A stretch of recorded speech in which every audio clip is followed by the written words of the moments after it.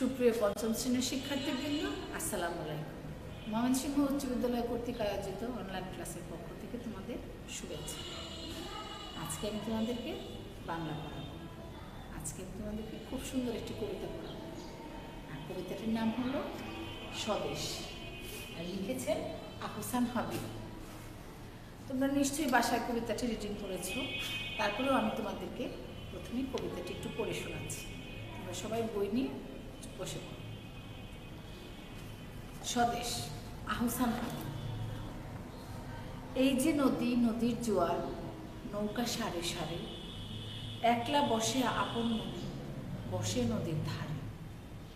মনের মধ্যে যখন খুশি এই ছবিটি আঁকি, এক পাশে তার জারুল গাছে দুটি হলুদ পাখি। এমনি পাওয়া এই ছবিটি পড়িতে নয় কেনা। এই ছবিটি কিন্তু পড়িতে কেনা যাবে না, এটা মনের মধ্যে আঁকতে হবে। মাঠের পরে মাঠ চলেছে, নেই যেন এর শেষ। নানা কাজের মানুষগুলো নানান রকম বেশ। মাঠের মানুষ যায় মাঠে, আর হাটের মানুষ হাটে। দেখে দেখে একটি ছেলে সারাটা দিন কাটে। এই ছেলেটির মুখ বাংলাদেশের সব ছেলেদের মুখেতে টুকটুক। কে তুমি ভাই প্রশ্ন করি যখন, ভালোবাসার শিল্পী আমি বলবে হেসে তখন। এই যে ছবি এমন আঁকা, ছবির মতো দেশ, দেশের মাটি দেশের মানুষ নানা রকম বেশ। বাড়ি বাগান পাক পাখালি সব মিলে এক ছবি। নেই তুলি নেই রং, তবু আঁকতে পারি ছবি। দেখেছ কবিতাটিতে শিশু মনে কীভাবে সুন্দর একটি দৃশ্য আঁকা যায়, বাংলাদেশের একটি সুন্দর চিত্র সে মনে মনে ধারণ করেছে এবং সেই ছবিটি সে এঁকেছে। এবং এই ছবিটি এই কবিতা স্বদেশ কবিতায় খুব সুন্দরভাবে তুলে ধরেছে। একটি শিশু মনে যে ভালোবাসা, সেই ভালোবাসাটাই এখানে তুলে ধরেছে।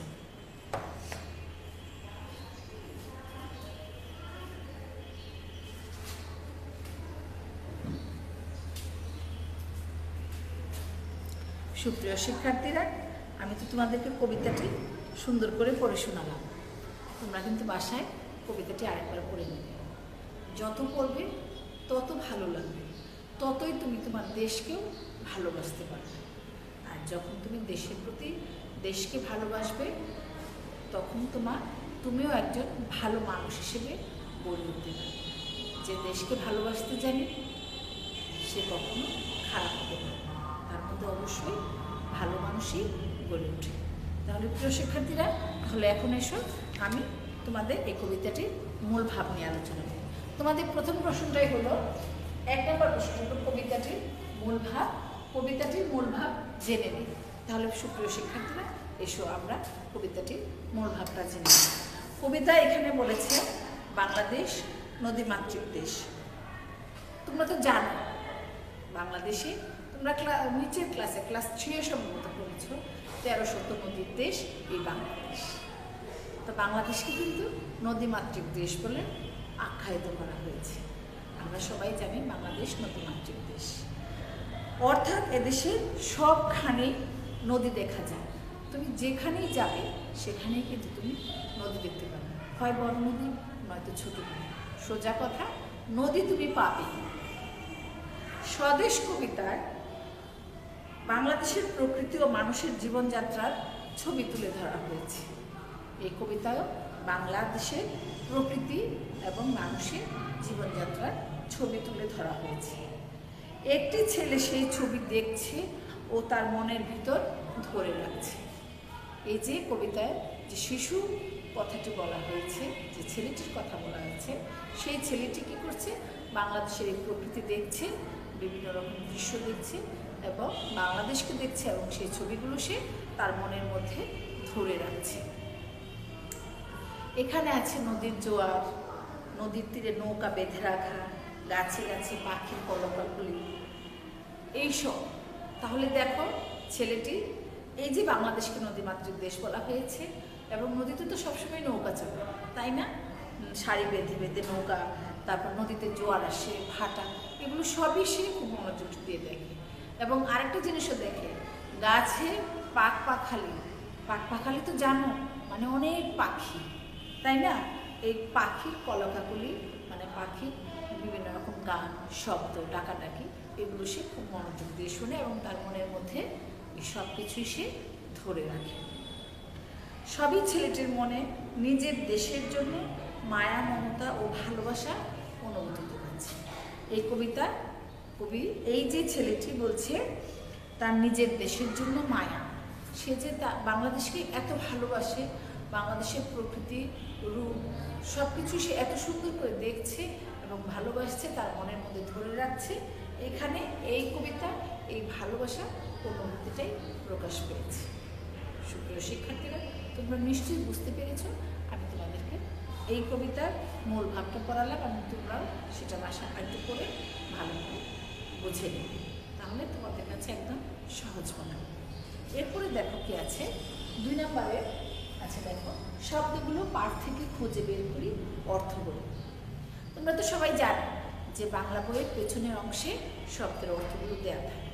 তারপরে তোমাদের যদি খুঁজতে কোনো সমস্যা হয়, এর জন্য আমি এই শব্দগুলো পেছন থেকে খুঁজে বের করে বোর্ডে লিখে দিয়েছি। এখানে দেখো আছে পরি। পরি এক ধরনের ছোট সাদা ঝিনুক।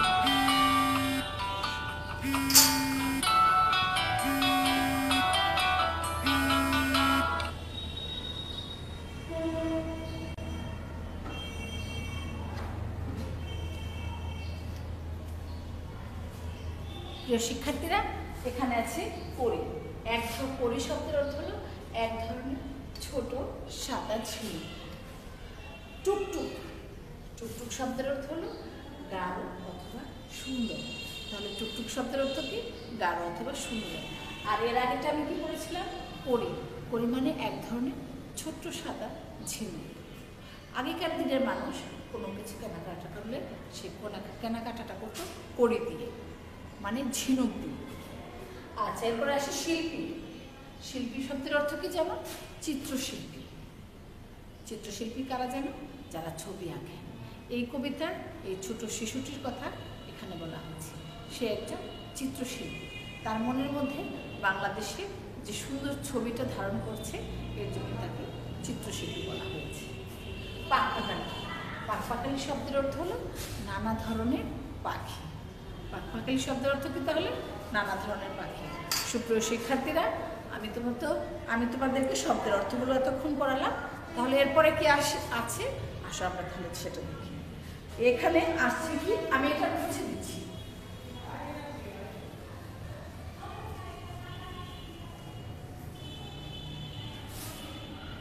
তিন নম্বরে কি আছে দেখি। ঘরের ভেতরের শব্দগুলো খালি জায়গায় বসিয়ে বাক্য তৈরি করি। তাহলে এসো আমি একটু বোর্ডে তোমাদের সেটা করে দিচ্ছি, তোমরা সেটা খাতায় উঠিয়ে নিও। তোমরা সবাই কিন্তু খাতায় উঠাবে। 3 নাম্বার, ঘরের ভিতরের শব্দগুলো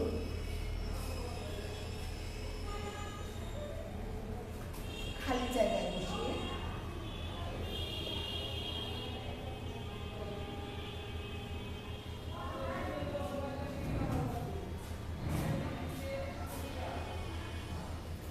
বাক্য তৈরি করি।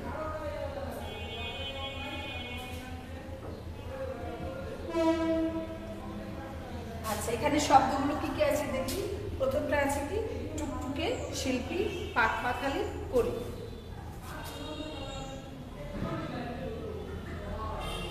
টুকটুকে, শিল্পী, পাখপাখালি,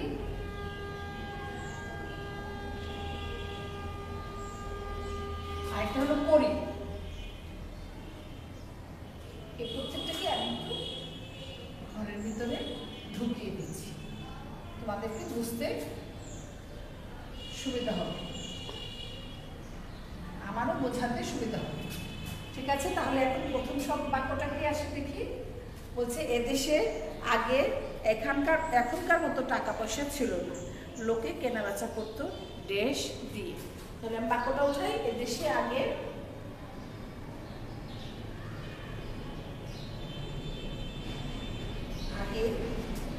এখনকার মতো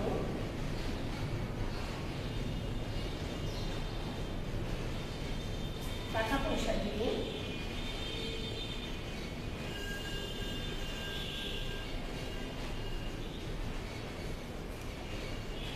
টাকা পয়সা ছিল না,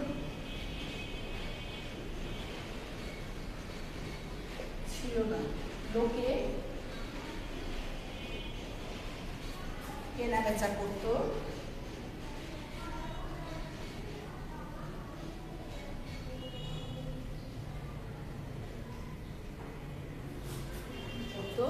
দেশ দিয়ে। প্রিয় শিক্ষার্থীরা, তাহলে এখানে কি বসবে দেখো, আমার এখানে কি আছে, টুকটুকে, শিল্পী, পাটপাখালি, পড়ি। তাহলে এখানে বাক্যটা কি ছিল, এদেশে আগে এখনকার মতো টাকা পয়সা ছিল না, লোকে কেনাবেচা করতো, কি দিয়ে হবে, পড়ি দিয়ে হবে। আমরা পড়িতে আমরা দাগ দিলাম, এটা হবে কি, পড়ি। বুঝতে পারছো তোমরা? তাহলে 2 নাম্বার কি আছে দেখি, খ নাম্বার, এখানে আছে মেলা থেকে বোনের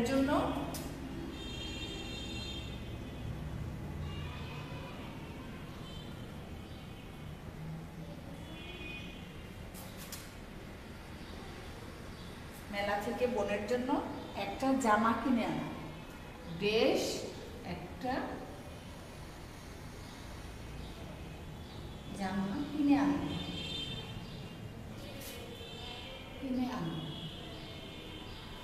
এখানে দেখতে হবে মেলা থেকে দেশ বোনের জন্য, এখানে আছে কি আমার, তাহলে বাকি টুকটুকে, শিল্পী, পাটপাখালি। তাহলে এখানে কি হবে, টুকটুকে, টুকটুকে। খাতায় উঠিয়ে নাও।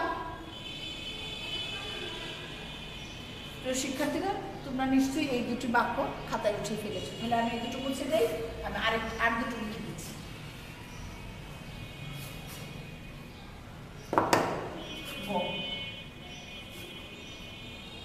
জয়নুল আবেদিন ছিলেন একজন বড় মাপের চিত্র দেশ। জয়নুল আবেদিন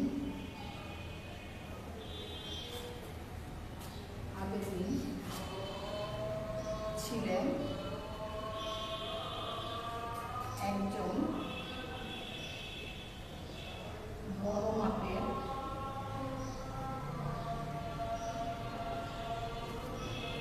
দেশ শিল্পী। তাহলে প্রিয় শিক্ষার্থীরা, আমার কি কি বাকি আছে, সরি বড় মাপের চিত্র দেশ। তাহলে আমার এখানে কি কি বাকি আছে, শিল্পী আছে এবং আর পাটপাখালি আছে। তাহলে এখানে কি হবে, শিল্পী। তাহলে আমি শিল্পীকে পুরো ঠিক চিহ্ন দিলাম, শিল্পী।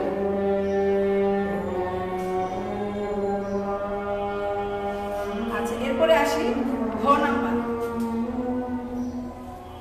বাংলাদেশের কাছে কাছে শোনা যায় দেশ কলকাপুরি। বাংলাদেশের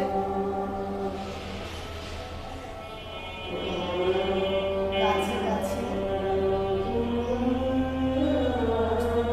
শোনা যায়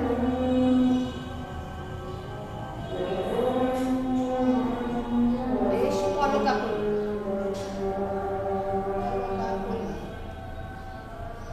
তাহলে এখানে দেখো আমার বাকি আছে শুধু একটা শব্দ, পাটপাখালি। তাহলে এখানে কি হবে, বাংলাদেশের কাছে কাছে শোনা যায় পাটপাখালি, কলকাপুরি। এখানে হবে আমার পাটপাখালি।